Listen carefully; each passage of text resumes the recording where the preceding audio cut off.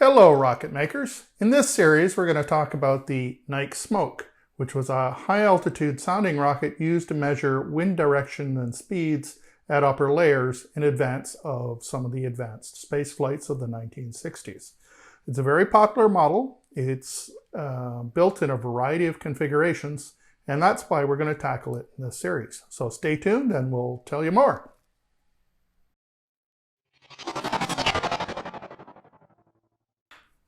So the Nike Smoke is a specialized rocket, but it's pretty simple in its design.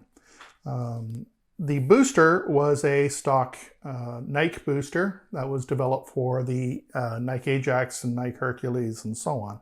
So it was available in some pretty standard configurations. It was inexpensive. It was available in large numbers. And the plan was to build at least 100 of these. More than that were actually built. So that was a very desirable parameter. The nose is custom designed. It has a 37-liter tank that holds titanium tetrachloride. And as the rocket sped up and reached its maximum velocity, the inertia would carry that gas or that liquid forward and it would spew out a small nozzle. It would then react with the water in the air and create a very reflective smoke.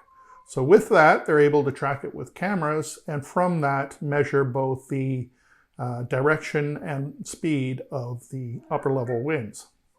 Another feature is there's a very small inlet nozzle at the very front. So it's a pretty simple design, and that's why I'm targeting it for this series. So in this series, we're going to build a large number of these Nike Smokes, but no two are going to be the same. So in this one, this is going to be one of the first builds that I'll be showing you. I've done it using 3D printing, and it's a parametric model approach so that you can enter your body tube diameters, and it will automatically scale appropriately for that. And we'll talk about that more in an upcoming video. But it's not all going to be scratch builds. I'm also going to be building kits. So this is the Estes Nike Smoke.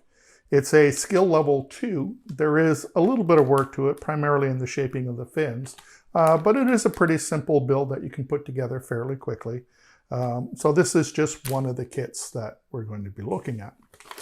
Now, the intent of this series, like I said, is to show you the variety that's possible with such a simple design. So we're going to build from low power, mid power, and high power, level 1, 2, and 3.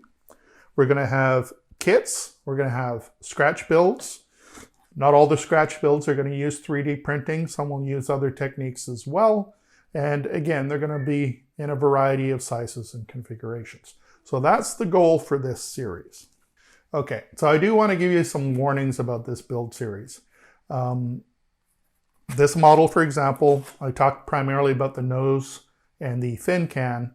I don't talk a lot about stability, but that's something you're going to want to check. Now, as a design, this rocket is pretty forgiving, which is another reason why I've chosen this to base the series on.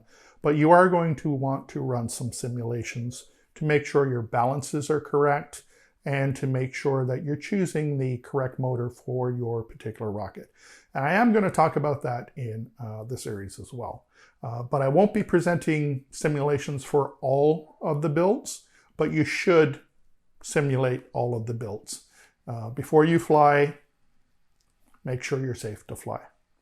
So that's it, an exciting series coming up. I've got at least 3 builds in the queue already and plans for a lot more to come.